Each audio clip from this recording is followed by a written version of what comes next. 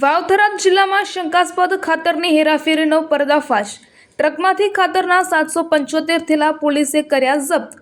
વાવથરા જિલ્લામાં ખાતરની શંકાસ્પદ હેરાફેરીનો મોટો પર્દાફાશ થયો છે।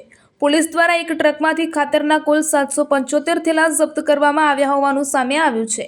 મળતી માહિતી મુજબ વાવથરા એસઓજી ટીમે કાર્યવાહી કરી ટ્રક સાથે મોટો ખાતરનો જથ્થો ઝડપી પાડ્યો હતો। પ્રાથમિક તપાસમાં ખાતરની હેરાફેરી થતી હોવાની શંકા વ્યક્ત કરવામાં આવી રહી છે। આ સમગ્ર મામલે પોલીસે ટ્રક અને ખાતરનો જથ્થો કબજે લઈ આગળની તપાસ શરૂ કરી છે। આ હેરાફેરીમાં કોણ કોણ સંડોવાયેલું છે તે અંગે પણ વધુ તપાસ હાથ ધરવામાં આવી રહી છે। Reporter Pravinbhai Chauhan, વાવથરા।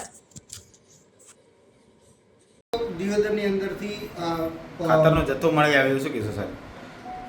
Deodar police station વિસ્તારમાંથી એસઓજીના માણસો પેટ્રોલિંગમાં હતા। તે દરમિયાન એક ચોક્કસ હકીકત મળી રહી કે જે શંકાસ્પદ યુરિયા ખાતર નીમ કોટેડ જે સબસિડીવાળો ખાતરનો જથ્થો આવે છે એ ટ્રકમાંથી ભરીને જઈ રહ્યો છે।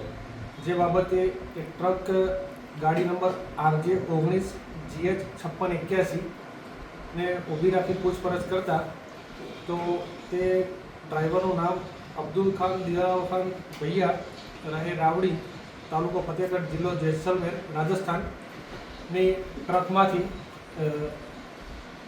યુરિયાનો જથ્થો ભરેલો હોય। જે યુરિયાના જથ્થાને ખેતીવાડી અધિકારી બોલાવી ચેક કરાવતા તે શંકાસ્પદ યુરિયાના જથ્થા તરીકે ગણી હાલ પૂરતો સીલ કરી અને દિયોદર પોલીસ સ્ટેશન ખાતે રાખવામાં આવેલ છે।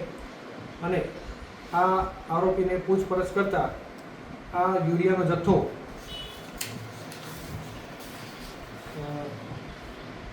જેતરા દિયોદર રોડ ઉપર રાંટીના ગામની સીમમાં નાયરા પેટ્રોલ પંપની બાજુમાં આવેલ બજરંગ કોર્પોરેશન નામના ગોડાઉનમાંથી ભરેલ હોવાનું જણાવેલ છે। અને કુલ 777 બેગ છે, જેની કુલ કિંમત છે 13,98,600 તથા કુલ કિંમત મળી 24,04,600નો મુદ્દામાલ સીઝ કરવામાં આવેલ છે।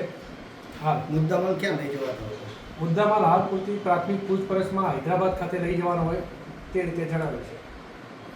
ખેડૂતોને એક બાજુ ખાતર નથી મળતું ને આ પ્રકારે તમામ માફિયાઓ છે જે યુરિયાની કાળાબજારી કરી રહ્યા છે તેના ઉપર પોલીસ તંત્રની કેવી નજર છે?